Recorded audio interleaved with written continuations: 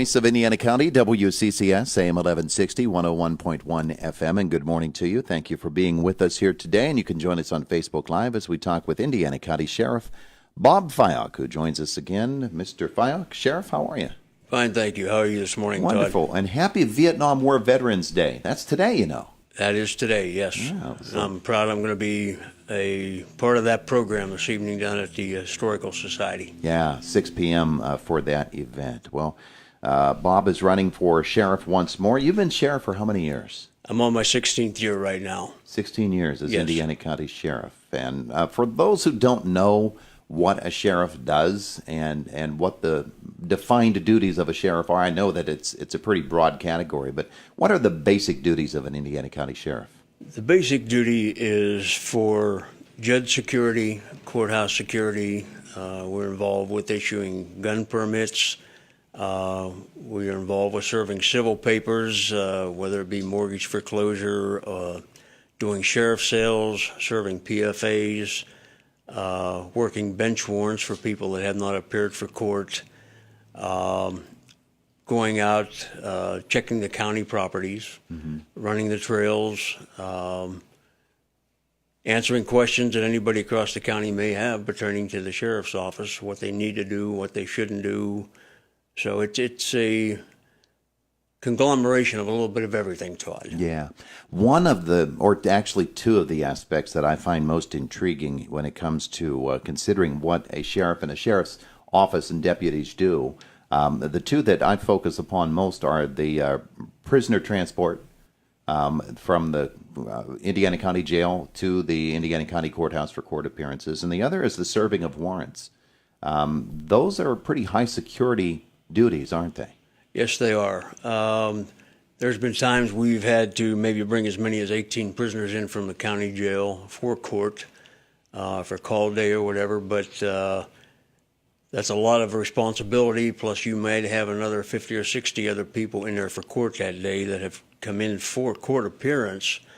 So there's been times when we've probably had over 100 people come in for court appearances for call day, sentencing, or whatever. Mm-hmm.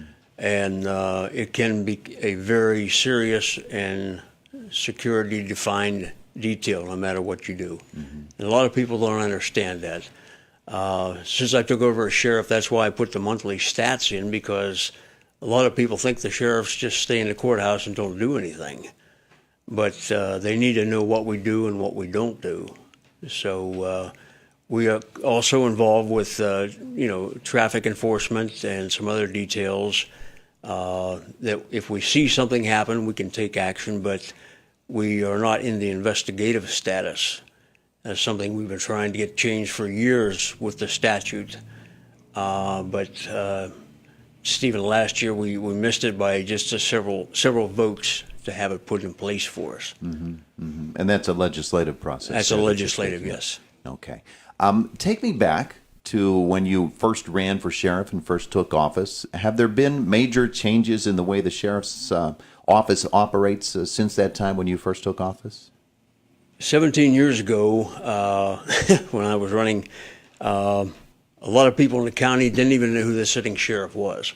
I couldn't believe that. But more and more has to be done. The laws have changed.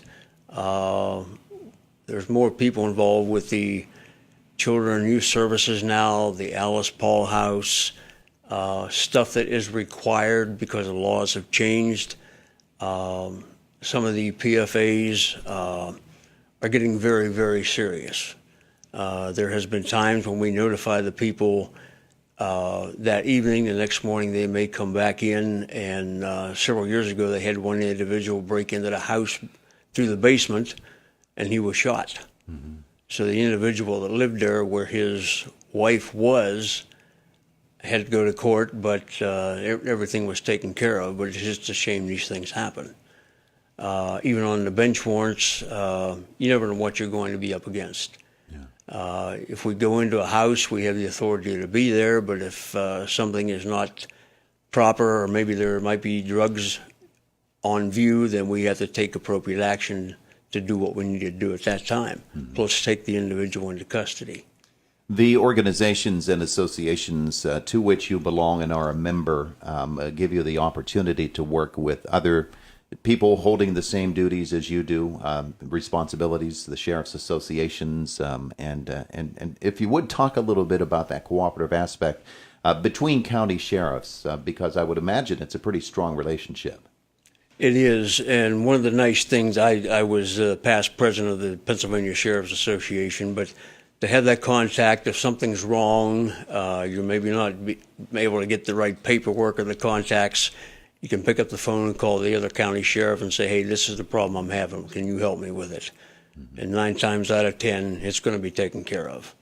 A lot of the security improvements and some of the policies and procedures I've initiated up here in Indiana have in fact been picked up and being used now in other counties, mm-hmm. and it's for their benefit.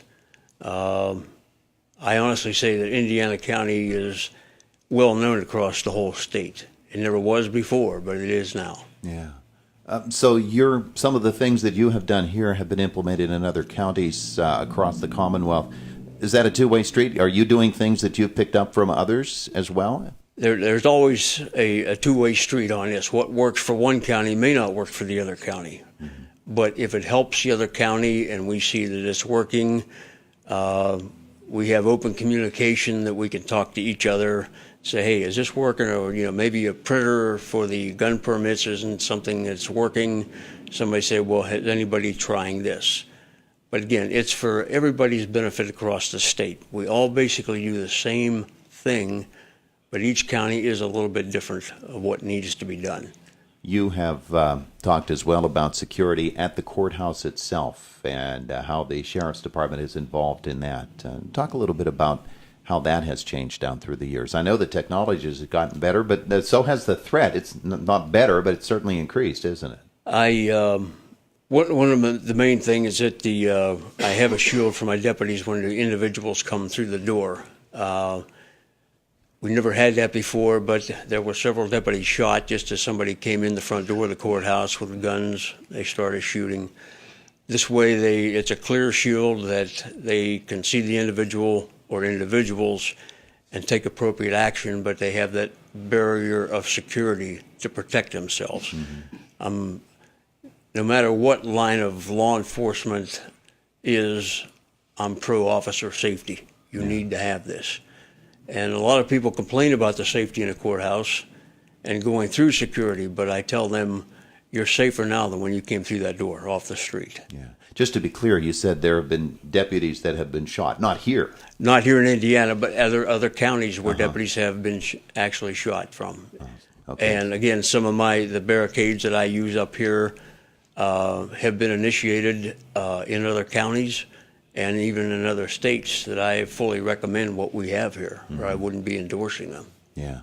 Okay. So as we get ready to conclude our segment with you here today, what are the things that people need to know about you as a candidate for re-election, and what is obviously the website or Facebook or whatever the way people want to learn more about your candidacy?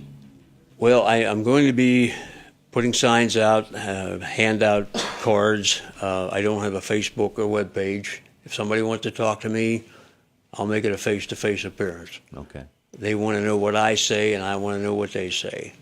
I'm proud and honored to have served as Indiana County Sheriff for the past 16 years, and I am hoping and praying that I am reelected. I have a well-known record across this county in the past 15 years, and I feel I have made a major change in this county, and I want to continue working for the people, and I want everybody to know that I still want this job.